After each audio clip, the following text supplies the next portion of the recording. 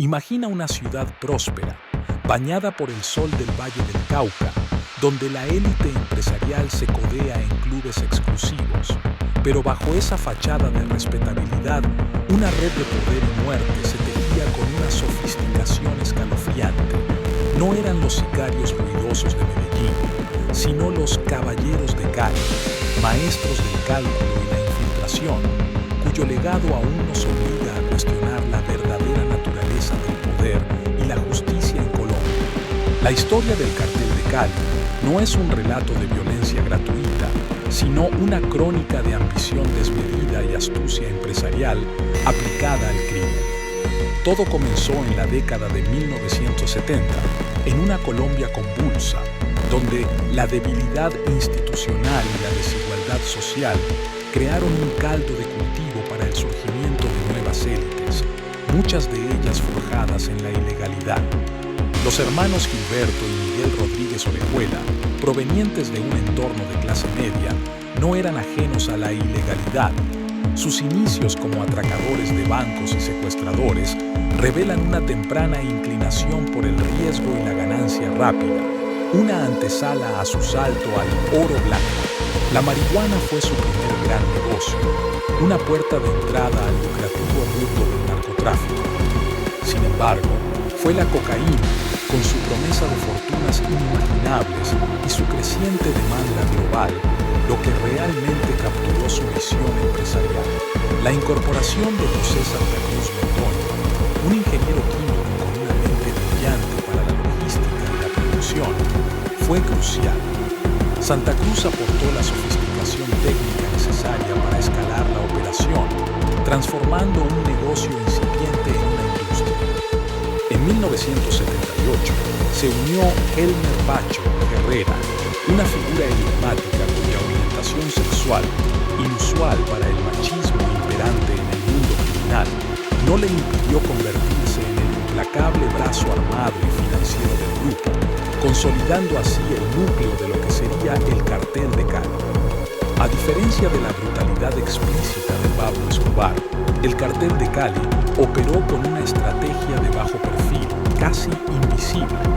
Su modelo de negocio se basaba en la infiltración, la corrupción y una estructura empresarial que imitaba a las corporaciones legítimas, lo que los hacía increíblemente difíciles de detectar y desmantelar. Inicialmente, establecieron una alianza pragmática con Pablo Escobar y el Cartel de Medellín. Dividieron el mercado. Cali controlaría la lucrativa ruta de Nueva York, mientras Medellín se encargaría de Miami, una división estratégica que minimizaba conflictos y maximizaba ganancias.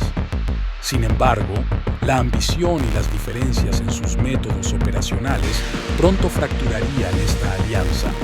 La visión de los Rodríguez Orejuela era la de empresarios, no la de terroristas, una distinción que marcaría el destino de ambos carteles.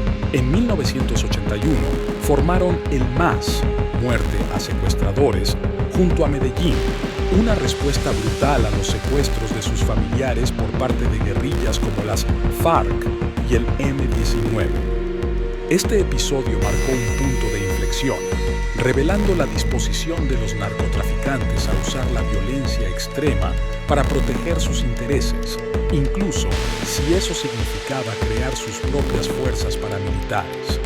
La limpieza social se convirtió en una práctica macabra, donde los desechables, prostitutas, indigentes, homosexuales, eran asesinados y sus cuerpos arrojados al río Cauca, tristemente conocido como el Río de la Muerte. Esta violencia selectiva, menos visible que los bombazos de Escobar, era igualmente devastadora y buscaba mantener un control social férreo. El Cartel de Cali no solo traficaba drogas, construyó un vasto imperio financiero que se extendía por todo el mundo. Compraron bancos en Panamá para lavar miles de millones de dólares, invirtieron en cadenas de farmacias con cientos de sucursales y hasta adquirieron un equipo de fútbol, el América de Cali. Estas inversiones no solo legitimaban sus ganancias, sino que también les otorgaban una fachada de respetabilidad y una influencia económica considerable. Parecían intocables, empresarios exitosos que contribuían a la economía local, mientras en las sombras su verdadero negocio florecía. La estructura celular y descentralizada del cartel de Cali fue su mayor fortaleza en los años 80.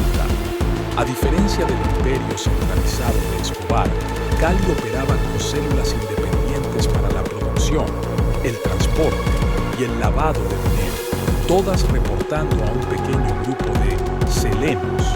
Esta compartimentación hacía que la caída de una célula no comprometiera la totalidad de la organización, un modelo de resiliencia criminal que los servicios de inteligencia tardarían en comprender. Expandieron sus rutas por México, forjando alianzas estratégicas con carteles locales como el de Guadalajara, extendiendo su alcance global. En 1989 sufrieron un golpe significativo: la incautación de 21 toneladas de cocaína en Sylmar, California, valoradas en miles de millones de dólares. Aunque fue un revés financiero, no detuvo su maquinaria. Su capacidad de recuperación demostró la profundidad de sus operaciones y la resiliencia de su red. La ruptura definitiva con Pablo Escobar desató una de las guerras más sangrientas en la historia criminal de Colombia. Escobar, con su estrategia de terrorismo indiscriminado, bombardeaba ciudades y asesinaba a figuras públicas, buscando desestabilizar al Estado.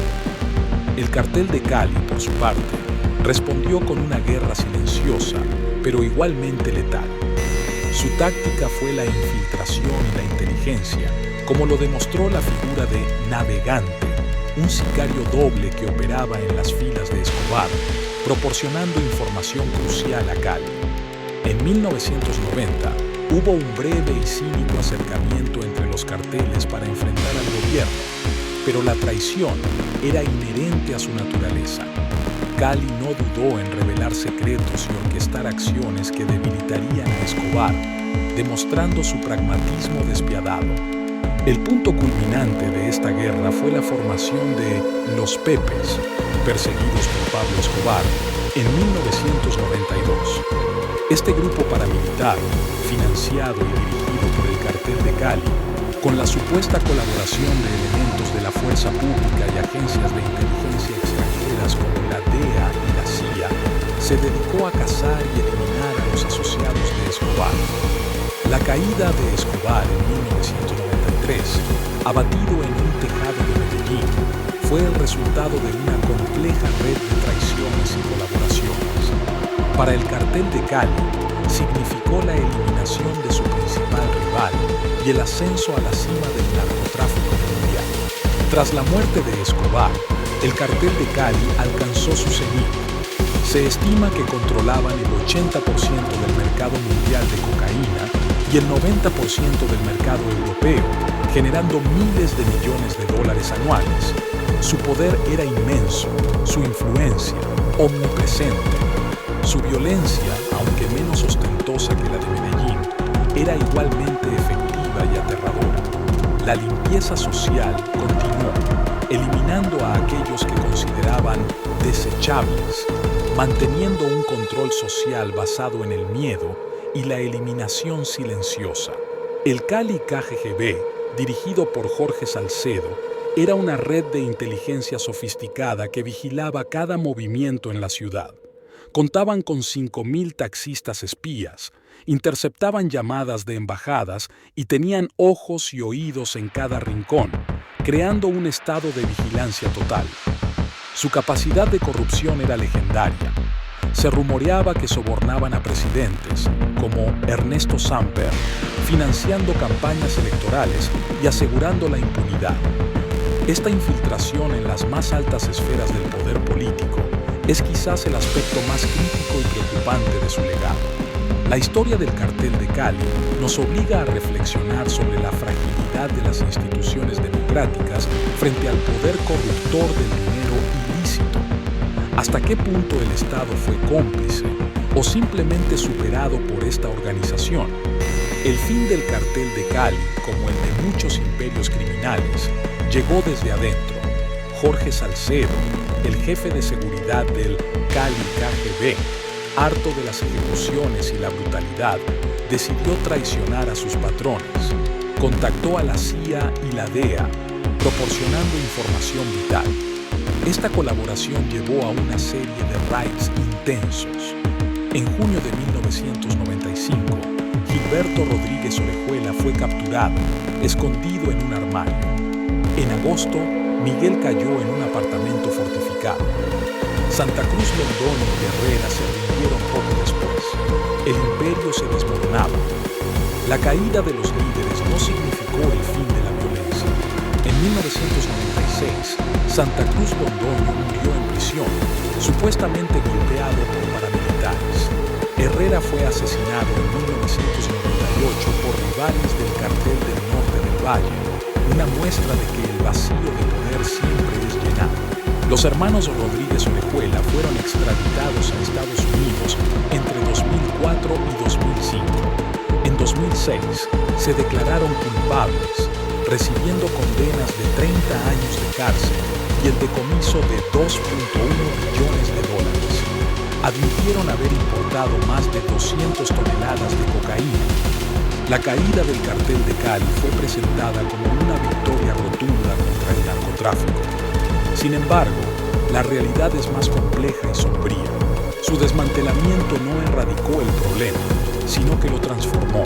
Sucesores como el Cartel del Norte del Valle emergieron, adoptando y perfeccionando las tácticas de sus predecesores. El ciclo del terror y la corrupción continuó, adaptándose a las nuevas realidades geopolíticas y a las cambiantes dinámicas del mercado de drogas. La historia del Cartel de Cali es un recordatorio crítico de que el mal no siempre grita. A menudo susurra en las sombras del poder, se disfraza de respetabilidad y se infiltra en las estructuras más profundas de la sociedad. Nos obliga a cuestionar si la justicia fue realmente servida o si solo se cerró un capítulo en un libro infinito de sangre y ambición. Este relato es una invitación a los historiadores y al público general a mirar más allá de los titulares, a analizar las complejidades de un fenómeno que ha moldeado la historia de Colombia y a reflexionar sobre las lecciones no aprendidas de un pasado que se niega a desaparecer. La historia del Cartel de Cali es mucho más que una serie de eventos. Es un espejo de nuestra sociedad.